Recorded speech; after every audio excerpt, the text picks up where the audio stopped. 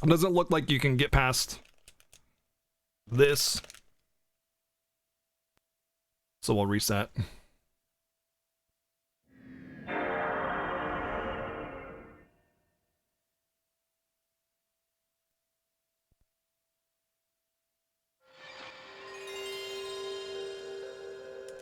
How many units are ogre battle? I don't know. A lot.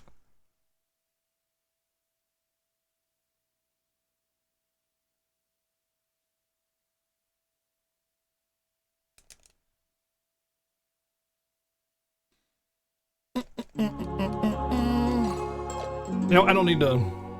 This actually makes it easier. I don't have to mute the sound if I do it from here.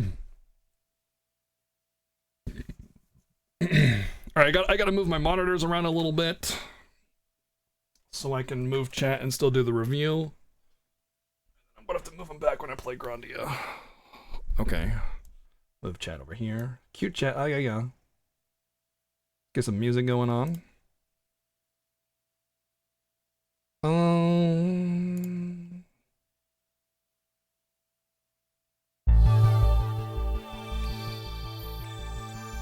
Alright, that should be quite enough.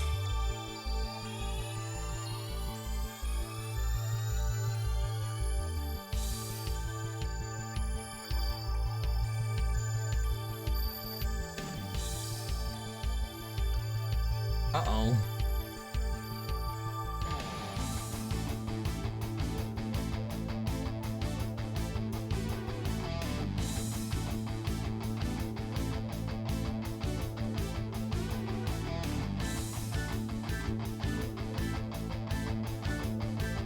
I don't think I have a review thingy. Hold on.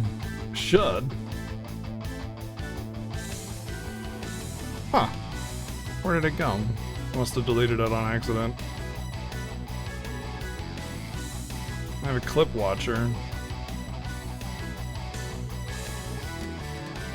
Oh.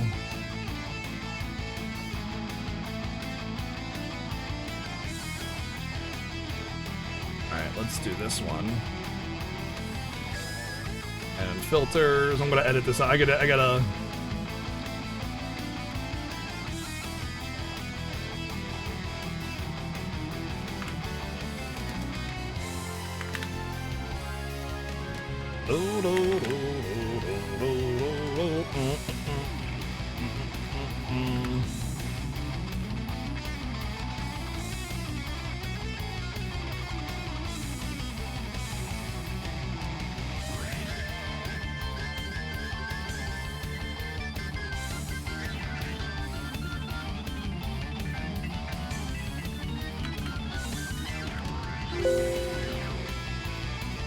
Oh, really?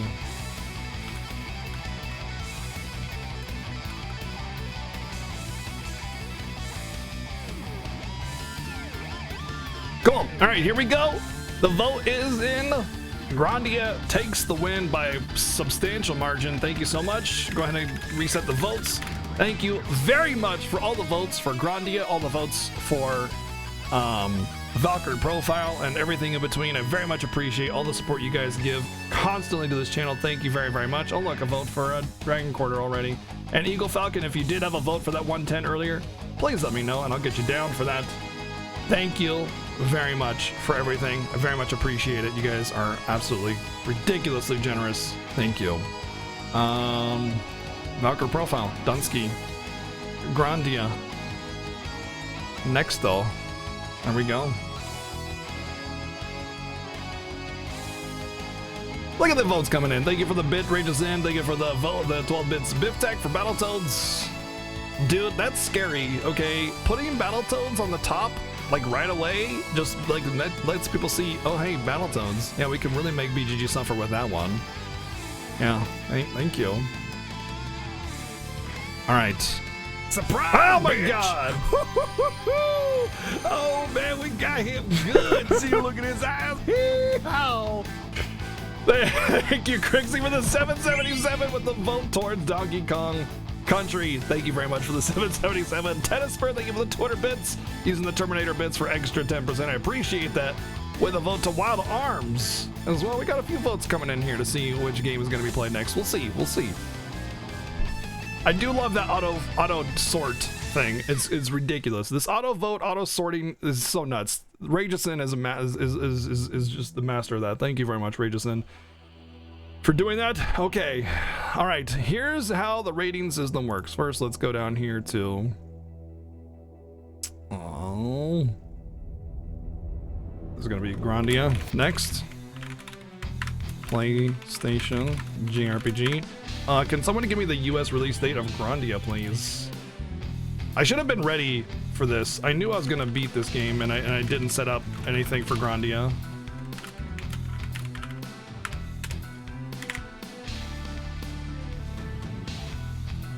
I'll also need the developer for Grandia as well eventually, but yeah, we'll get to that later. All right, let's change this over. We have now officially beaten Valkyrie Profile. I gotta do these reviews over here. I still haven't done that. Boop. Is that the right color? Of course it's not the right color, because I'm bad at colors. Boop. October 26, 1999. Okay. Who's the developer, though? Battletoads could take me anywhere between 1 day and 1 year. Like, it could seriously take forever to get through Battletoads. I don't know. But it's like, I'm gonna play it. I'm gonna beat it. It's gonna happen. I will not give in. I will not give up. It'll happen. But oh my gosh, that could be really frustrating. It could be. I don't think it'll get voted in, but I'm kind of reluctant to have put it on there to begin with, but yeah. Call TMR. Yeah, good idea. All right, time for review system. This is how we do it, ladies and gentlemen. Reviews are a collection of data, all right? It's about how good a game is in comparison to other games. It's not, oh, this game was okay, 7 out of 10. That means a 7 out of 10 game is better than everything under a 7, okay? That's not how it works. If you're collecting data, 5 is average. It's the mean value. Mean means average, by the way. Yeah, we just beat it, Chobin. We're on to Grandia. Yeah, I knew we were gonna beat it very, very, very early in the day. Very early in the day. So baseline number for what? So yeah, when we review a game, 5 is your average score, okay? Because it's like, you know, things that are better than average. Things that are worse than average. You know what I mean? Like, whatever. Average is 5, not 7, not 8. Because if 7 is average, there's not a lot of room to fit in all the things that are better than it, which pushes it down to 5. Yeah. Anyway, when we look at a game score and we rate the scores, visuals, audio, gameplay, story, overall, and enjoyment, we all the things encompass this. When it comes to visuals, it's not just like, hey, wow, the main character looked good. It's all the things that bring the game visually together. Frame rate, cutscenes, animations, you know, special effects, ground detail, texturing, you know, how believable an environment is. Even just the general art aesthetic can make a huge difference. For example, what was the one game that we play? Oh, DQ11 it does not have a really high graphical fidelity for the how modern the game is. It's very beautiful, but the game's graphical aesthetic is so well done and implemented correctly in such a way that the visuals become much better than they technically are, air quotes, you know. Same goes for audio. Sound effects make a big difference, you know, like when you're going through menus and it's like, you know, it's just like, don't do that, you know. That makes that matters a big deal. You sound effects matter, guys, you know. Like all the freaking gotchi bass on the last boss was a little awkward, not gonna lie. Gameplay, same deal. Moving around on the world map, how you engage things, you know, unfair circumstances where it's like you spawn into a room and get an encounter all of a sudden, and you're just like, oh, okay. That's not fun because it's part of the gameplay. Story, same deal. How well it's done, how well it's portrayed, dialogue, writing, character interaction, growth, all that kind of thing. And then the overall is kind of like how well structured the game is, how well it's built, how well it directs you, the you know, how obtuse it is. that kind of thing. Enjoyment, this is the only subjective score right here. These are all attempted objective scores anyway. I'm human, I make mistakes, but whatever. This is how much I like the game, how much I enjoyed it. All right. Now visuals. This game is pretty. Let's get right down to it. This game is freaking pretty. And the fact that they went and snuck with, let me turn this down a little bit. The fact that they snuck with 2D art in this game was definitely to their credit. Although granted, it does eventually sometimes reach the sprite limit and you can start to get some frame rate issues in certain parts of the game, which can bog it down frame rate wise, but it's kind of unlikely and you really gotta push it, like throwing ice cubes all over the place for that to happen. Character sprite work was amazing. Animations, effects, cool things, menus, all of it. It looks great. The world, the towns and stuff that you go into have amazing, beautiful art. It just looks great. It's a great looking game. It's a really, really, really great looking game. All the pixel art's fantastic, and especially considering PlayStation era, very good aesthetic in general. I love how they did the layers in the cities. So they had like these multiple images layered on top of each other and with a scrolling parallax in order to give the impression that the city was much, much bigger than it actually was. So you had this weird sort of like 3-4 layer background scrolling at different rates, like old SNES games, like platformers, but it's an RPG and it's like a city instead. And it's all unique backgrounds, each room you go into. So it felt really cool. A lot of the dungeon design though was a little bland. It's like, hey, here's this general art aesthetic and it's just kind of meh. Here's, you know, hallway number 57, random jumpy platforms number 22, and they don't really make sense from like a real life perspective. Like nobody has stairs that are like detached every other stairway, so you have to jump 50 feet in the air to get there. It doesn't make sense. So to that end, it kind of takes a little bit of a hit, and I'm kind of torn between a 7 and an 8. But in the end, it doesn't matter that much. What matters most is the town design and how nice it is. The dungeon design, as bad as it is, everybody fails on dungeon designs. So I'm gonna give it an 8 on visuals.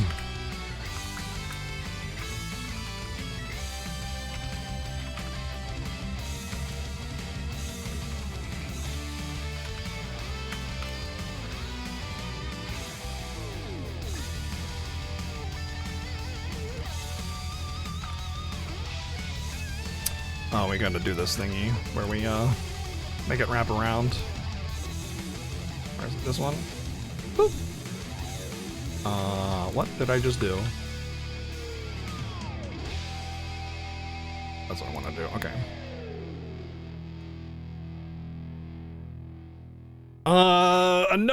Another great one is the audio in this game.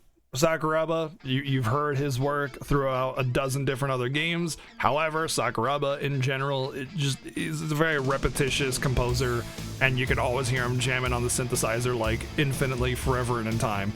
Although I would say there was a few tracks in this game that felt a little bit outside of Sakuraba's range, which were kind of nice. And it's funny because later on, in like Star Ocean 3 and 4, he very much stays Sakuraba. You know, it's like he's always jamming on the synthesizer without anything really in between. This kind of has a nice little, a nice few tracks where it's kind of just nice gentle sort of ambience kind of going on for like more somber storyline telling, which was nice. Sakuraba in general does great work, but I wouldn't call him like amazing. A lot of his tracks are really hard to listen to outside of the game, and to that end I find it harder to enjoy his tracks all the time. But in the game you're always jamming, and that's what's most important. You're always jamming in game. So 7 on the audio. Oh, sound effects are great, nice and crisp. Granted, they're copied from Star Ocean 2, but again, whatever. It's very common for that kind of thing to happen. But sound effects feel great. You going through your menus and it just feels nice.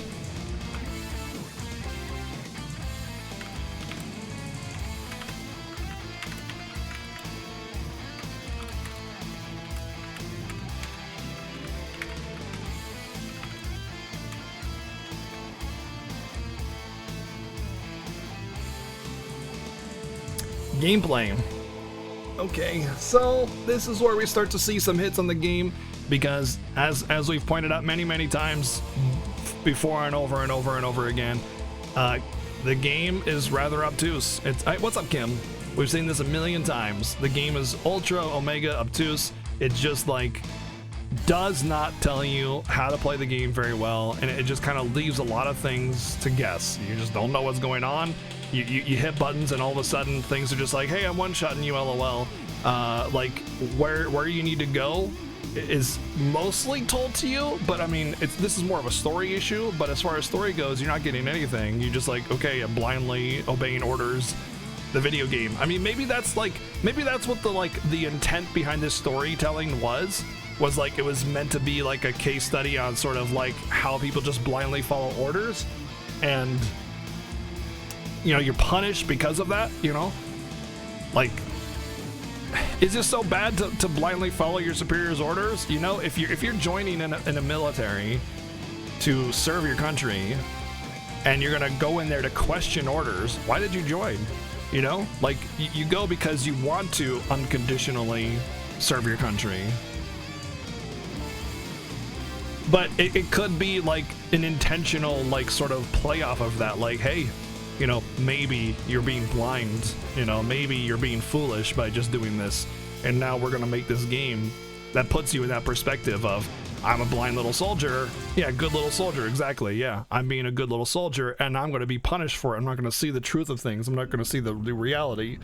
And yeah, of course it needs to have a deeper, more JRPG story of crazy gods and battles of destiny and everything on top of it, instead of just, you know, whatever. But it is an interesting dynamic to consider, that maybe that was their intention to begin with, was to make you feel like that. But in the end, it's a game, and games can be incredibly deep or incredibly shallow. And when you play a game, there's only so much that you can do, but it's also like a big world, right? And you can't possibly know, especially when there's hundreds and hundreds of games out there, where and what you're supposed to do in order to advance things. And if you have this huge open world with like little dots of cutscenes that are supposed to push the story forward, and you don't know where they are, it leaves you lost. And nobody wants to like master that. Nobody wants to invest their entire livelihood in understanding a singular game. I mean, some people do, but this isn't about the incredibly zealot type that will just absolutely love the game and discover everything about it. That's the incredible minority. They don't count because they're not speaking for the majority of people. Okay, what the average gamer is who I'm speaking for. The average guy, girl, or anything in between that just wants to put in a game and just experience it. So to that end, the gameplay wasn't that great. It was fun. I liked the combo system, but man, like the difficulty scaling, if you're not tip top in the know on all the mechanics, you're gonna suffer greatly, as we did many times throughout the game, especially chapters 4, 5, and 6, and 7.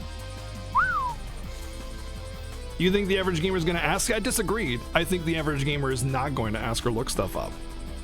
I think the average gamer is just going to play the game. I think it's less usual that someone will look up how to play a game and how to do the thing and where to go than otherwise. I think most gamers will play the game with, you know, the way I do, with it, where it's just me in the game. But maybe I'm ignorant to that. Maybe I don't know. Maybe I'm foolish. I don't know. But I feel a game should be self-contained, as in everything you need to know about the game is in the game to do all the things that you need to do, whether it be hidden or otherwise. Vague hints or puzzles or riddles or, you know, random NPC banter, direction to that, and the inability to feel limited by the pressing days on you, like with the limited day system, means that every step you take you feel like is the wrong step. Because if you have 8 days left before the next chapter and everything else changes, if you go into a town and you get nothing, you feel like you've lost.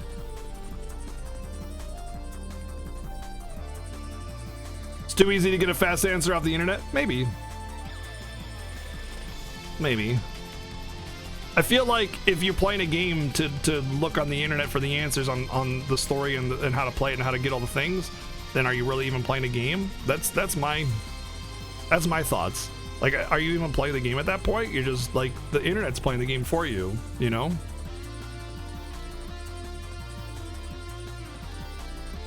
Now, RPGs were on rails just as much back in the 90s and 2000s as they are today. Look at the SNES era. All those RPGs just about in the mid to late SNES era give perfectly good directions, and PlayStation is no exception either.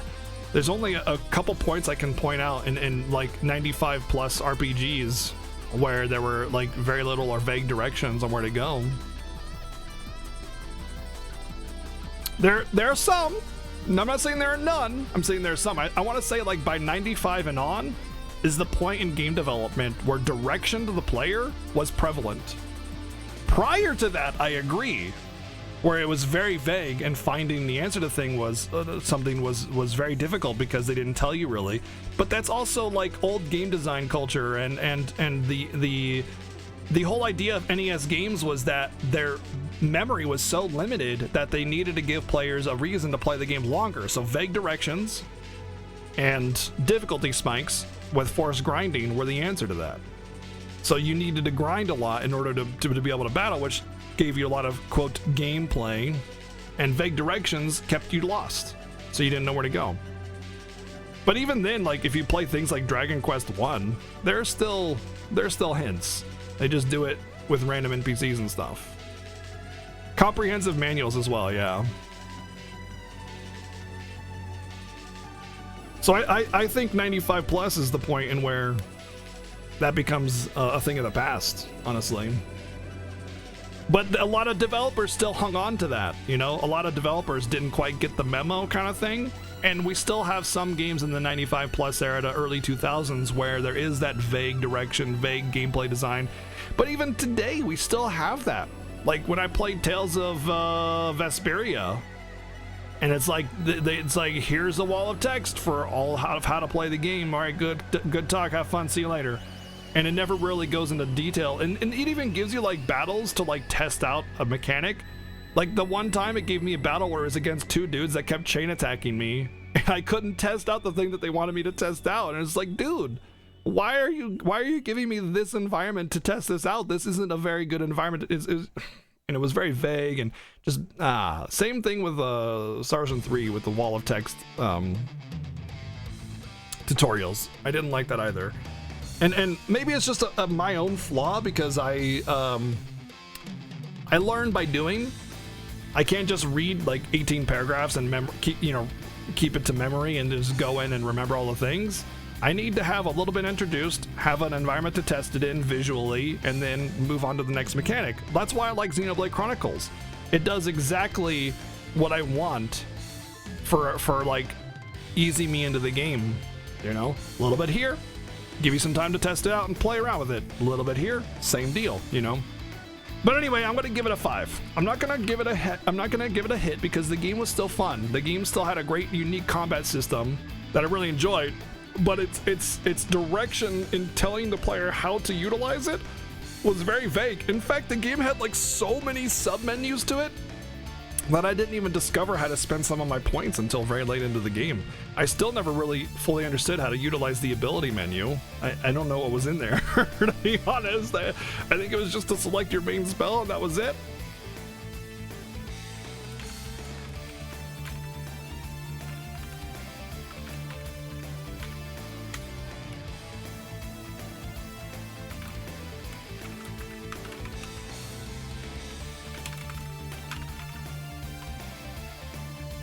All right, story. Now this is another issue with this game, because like if you just play through the game without a guide or something like that, you're not getting any story. You're just getting, hey, the battle for Ragnarok or whatever and stuff. Kill the dudes. Okay, cool, we did the thing, you know. And then it's just side quest, side quest, side quest, side quest, side quest, side quest, side quest.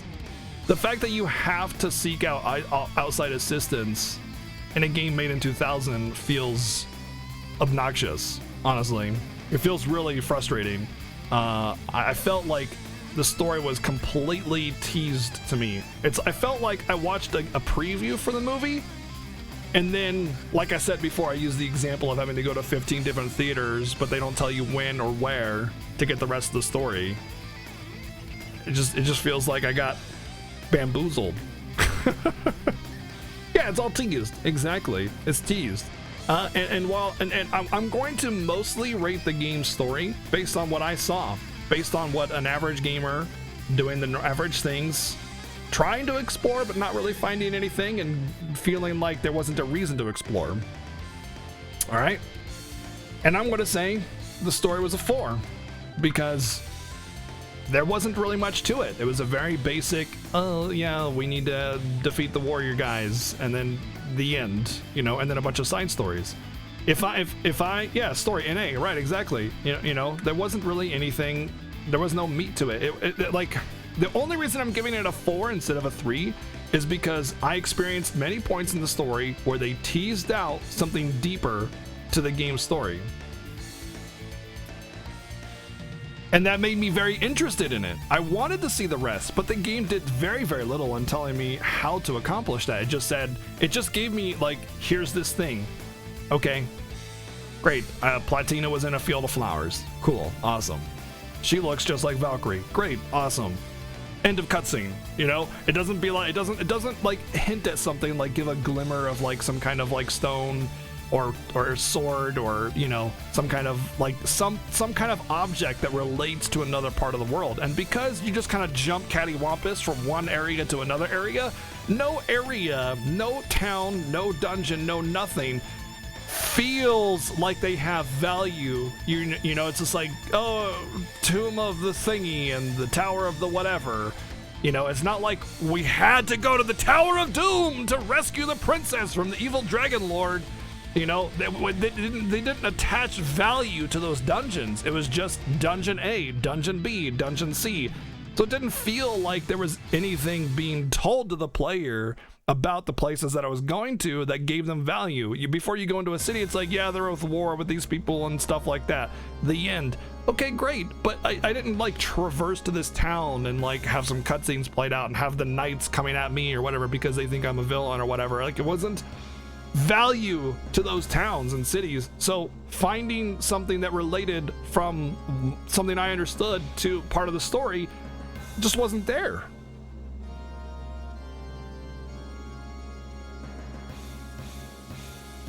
Right, it is entirely their fault, and that needs to be addressed. And so I can't just apologize for the game saying, oh, well, there is story, you just gotta find where it's hidden, you know? And that's not my fault. It's not my fault for not finding the super duper hidden stuff. That's the game's fault, and it needs to be expressed.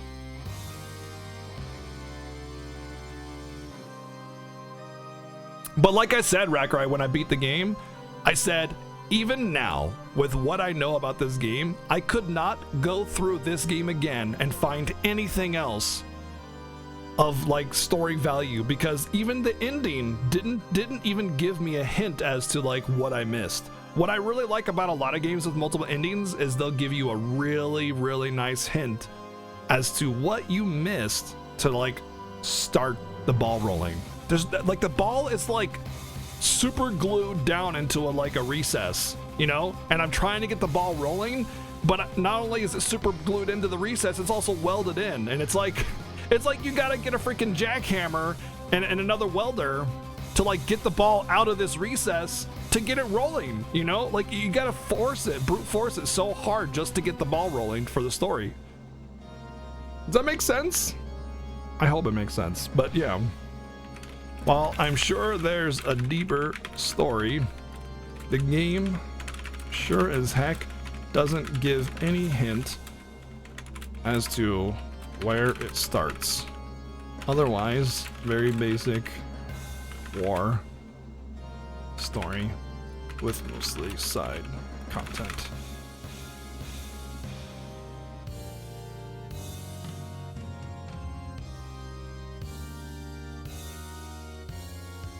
Now overall, this is another point of, this is actually going to be the biggest hit of them all, because this is exactly what the overall score is for. The overall score is how well structured the game is. Is it easy to find point A to point B to point C to point D, and then A1, A2, A3, A4, and so on and so forth? And to that end, no, it's not.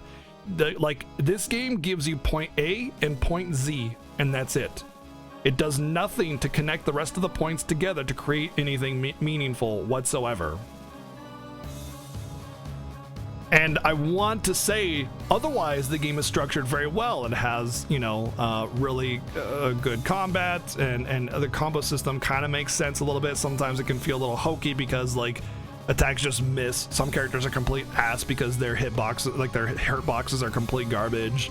Everything just kind of like falls apart a lot of time. The actual difficulty scaling of the game is completely absurd through the back half of the game, to the point where I was just getting one shot. There was a lot of points where I thought I was like, cool, I found some hidden story segment thingies, certain thingy, and then I talked to the guy and I defeated this ultra boss and just nothing happened. And it's like, nothing? They couldn't have even put in a cutscene saying, ha ha ha, it's not your time yet, and then teleported me out or something? Like, something! Something! Just something! Instead, it was just like, boom, you're on the world map again. And it's like, why couldn't you even just put in the simplest of cutscene or dialogue? Just something to let the player know this was the wrong move. I don't get it. I don't get why they were so unable to connect any of the dots for the player. They just really did not want to connect the dots in any way, shape, or form. They didn't want to give the player direction in any way, shape, or form. They wanted you to guess. And the problem with guessing, especially in this game, is that it's so open-ended. You know, play guessing game with 50 different dots and you have 15 chances. It's like playing the lottery, you know, and I don't like that. So to that, I'm going to give the game an overall 3. Even though the game was very good, well-made game, its structure and design are incredibly vague and flawed. This is how well the game is designed, Kuja. It's a completely different score to these.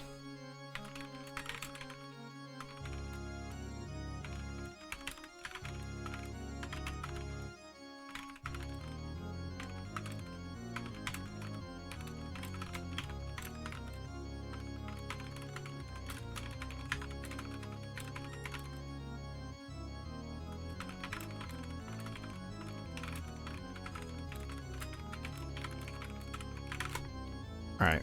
Now, my personal enjoyment of it is totally different. I think I really enjoyed my game time with this. I had a lot of fun with the way the systems work, and I love some Nibelung Valesti going on and everything. It felt nice and snappy. It felt good. Barbarossa murdered me once, but then I murdered him back a million times over. He got me once, but that was it, just the one time.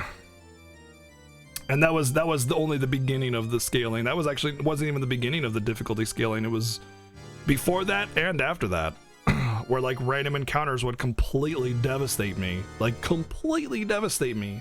It was just out of like, boom. And then I'd get like further in the game, have the same weapons and armor, and I'd destroy them. It's like, wait, these are harder monsters later on in a different chapter, and I'm winning more than the ones in the previous chapter? Yeah, I killed Brahms. Yeah, I killed Brahms in like chapter 6. I don't know if that's like actually important to that, but yeah. Yeah, Shiho killed Brahms. Yeah, Shiho killed Brahms. The three just sit there, exactly. Well, they took a lot of hits, and then I But anyway, I want to say my enjoyment was 7. I had a lot of fun with the game.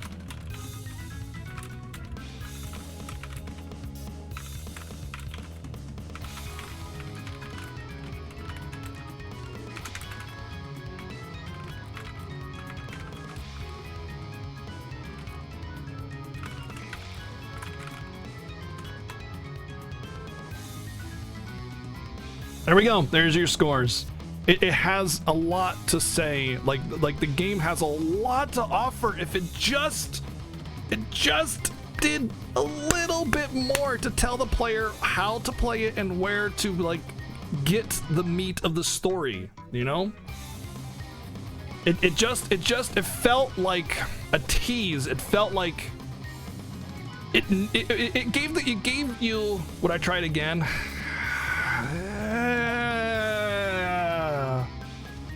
I don't know. I don't know, because I'd have to read a guide. I would have to. And like some of the story can be some of the combat can be really frustrating, and to have to go through all of that all over again, all the frustrating scaling difficulty and stuff would just be really annoying. Yeah, see, the thing is, Finn doesn't mind a little bit of backseating. He doesn't mind that. So, like, he probably had a much better experience with the story itself because people were kind of directing him where to go.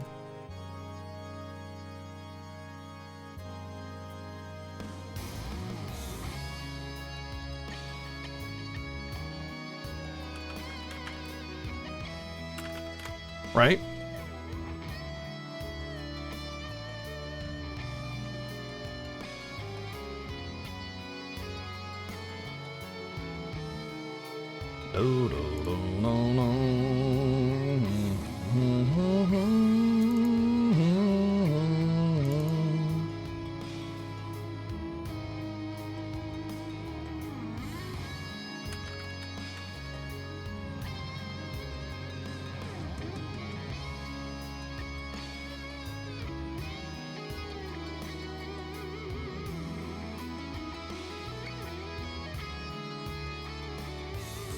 The game hints at the true ending when you play it again. It doesn't have clear data though, so if it doesn't have clear data, it's just going to be the same play.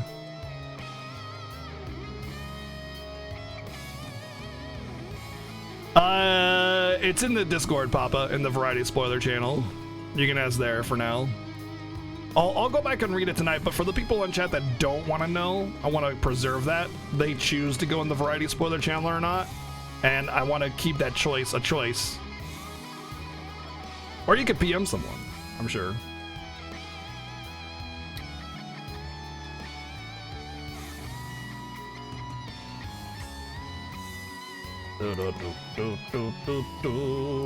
Alright, so the release date for this, October 26, 1999.